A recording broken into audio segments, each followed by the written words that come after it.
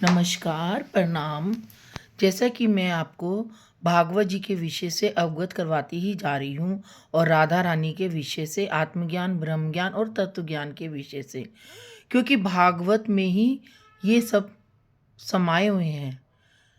ज्ञान, वैराग्य, त्याग, ये सब भागवत में ही समाये हुए हैं। भक्ति, जब तक हमारे अंदर भक्ति ही नहीं होगी तो हमारे अंदर ज्ञान और वैराग्य भी नहीं हो पाएंगे, और जब तक हमारे अंदर ज्ञान और वैराग्य नहीं होगा तब तक हम भागवत जी और राधा रूपी तत्व को समझ ही नहीं पाएंगे। तो भागवत में और राधा जी को समझने के लिए हमारे को जो प्रवेश द्वार है वो है भक्ति, ज्ञान और वैराग्य।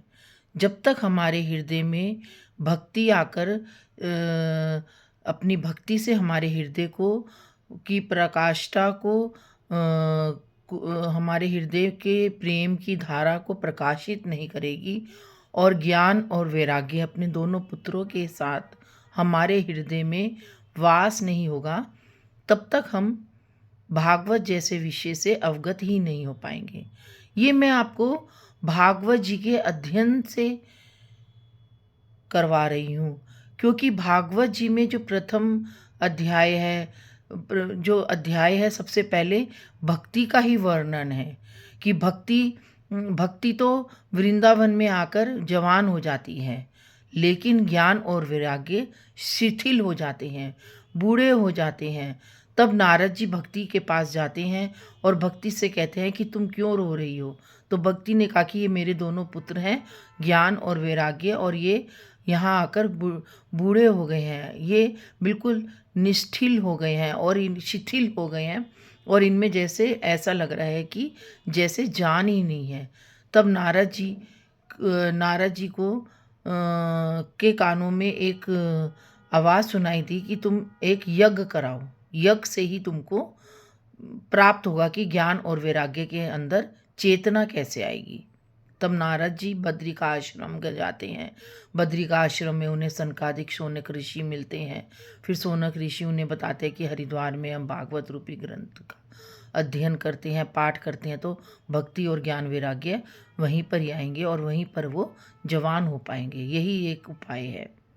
फिर नारद जी और सोनकाद ऋषि हरिद्वार में जाते हैं और गंगा के किनारे कथा प्रारंभ करते हैं, और कथा प्रारंभ करते ही सभी ऋषि मुनि, देवी देवता भी आते हैं और अपने गणों के साथ आते हैं। तो भक्ति भी नाचती हुई आती है और ज्ञान वैराग्य भी आते हैं पीछे पीछे, और वो बिल्कुल अपने नाचने गाने लगते हैं और सचेत हो जाते हैं। तो भक्ति हमारे सब भक्तों के हृदय में विराजित हो जाती है। ज्ञान और वैराग्य कौन है? ज्ञान और वैराग्य का अर्थ क्या है? ज्ञान का अर्थ है कि हम कौन हैं, हम कहाँ से आए हैं और हमें कहाँ जाना है। जब तक हमें इस चीज़ का ज्ञान ही नहीं होगा तब तक हम अपने आप को नहीं पहचान पाएंगे कि हम कौन हैं और क्या हैं हम। तो इस ज्ञान और वैराग्य को जानने के लिए हमें अपने हृदय में भक्ति को स्थापित करना होगा, भागवत जी का अध्ययन करना होगा, भागवत जी को अपने हृदय में समाना होगा। तब हम ज्ञान और वैराग्य को जान पाएंगे और वो हमारे हृदय में स्थापित हो पाएंगे। जब तक भागवत हमारे हृदय में नहीं स्थापित होगी तब तक भक्ति भी हमारे हृदय में नहीं आएगी, और भक्ति के साथ साथ ज्ञान और वैराग्य जो उसके दो पुत्र हैं वो भी हमारे हृदय में नहीं स्थापित हो पाएंगे। तो हमें भागवत जी का अध्ययन करना है। जब तक हम भागवत जी का अध्ययन ही नहीं करेंगे तो हमारे हृदय में भक्ति का कैसे जन्म होगा, और भक्ति ही नहीं होगी तो हम प्रेम ही नहीं होगा तो हम राधा जी को कैसे जानेंगे। तो राधा जी को जानने के लिए भागवत रूपी ग्रंथ को पढ़ना, उसको पहचानना, उसको जानना, ये भी एक बहुत हमारे लिए एक ज़रूरी है। क्योंकि सारी भागवत में वैसे तो राधा जी का कहीं पर भी उल्लेख नहीं है, लेकिन राधा जी की कृपा से के बगैर हम भागवत रूपी ग्रंथ में प्रवेश ही नहीं कर सकते हैं। और ज्ञान वैराग्य का मतलब ये नहीं कि हम अपने जीवन से वैराग्य ले लें। हमें अपने सांसारिक चीज़ों से वैराग्य लेना है। हमने अपनी भोग विलासिताओं की चीज़ों से वैराग्य लेना है। हमें ईर्ष्या द्वेष से वैराग्य लेना है। तभी हम भागवत रूपी ग्रंथ में प्रवेश कर पाएंगे।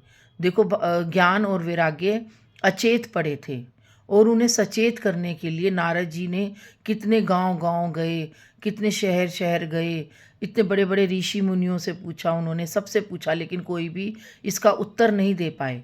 सिर्फ बद्रिका आश्रम में सोनकाद ऋषियों ने उनको इसका उत्तर दिया और उन्होंने भागवत ग्रंथ का अध्ययन किया और सबको सुनाई। तब जाके भक्ति, ज्ञान और वैराग्य सचेत हो पाए। तो ज्ञान और वैराग्य भक्ति के पुत्र हैं। तो ज्ञान और वैराग्य हमको के विषय को जानने के लिए हमें भागवत ग्रंथ का अध्ययन करना है। हमें भागवत ग्रंथ को समझना है। हमें भागवत ग्रंथ के चरित्रों को जानना है और उनको पहचानना है। तभी हम राधा रानी की भक्ति में भी सराबोर हो पाएंगे, अपने आप को पूर्ण रूप से समर्पित हो पाएंगे। आत्मसमर्पण के द्वारा, आत्मसात के द्वारा, आत्ममंथन के द्वारा हम भागवत ग्रंथ में प्रवेश कर पाएंगे, राधा जी को जान पाएंगे। अन्यथा हम पूरी जिंदगी, हमने ये जो 84,000 योनियों के बाद ये जो मानव तन पाया है, हम इसका सदुपयोग ही नहीं कर पाएंगे।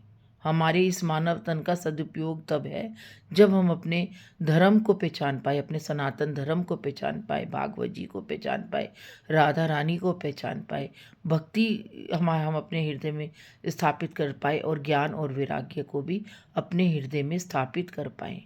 तो इसके लिए हमें भागवत जी का अध्ययन करना है, बहुत गहन अध्ययन करना है, अंदर गहराइयों तक हमें भागवत जी का पठन और पाठन करना है, अभ्यास करना है। जैसे एक समुद्र होता है, समुद्र तो ऊपर से ही जल जल होता है। जब तक गोताखार समुद्र के अंदर नहीं जाता है, उसके अंदर, समुद्र के अंदर क्या क्या जीव हैं, क्या क्या हमें प्राप्त हो सकता है, तो हम बिगर गोताखोर जब तक समुद्र के अंदर ही नहीं जाएगा, तब तक हमें पता ही नहीं चलेगा। तो भागवत रूपी ग्रंथ भी एक समुद्र है। जब तक हम इसकी गहराई में नहीं जाएंगे, तब तक हम इसकी गहराई के विषय से अवगत ही नहीं हो पाएंगे। आज के लिए इतना ही। आगे मैं आपको इसके विषय से और आगे अवगत कराती चली जाऊंगी। राधे राधे।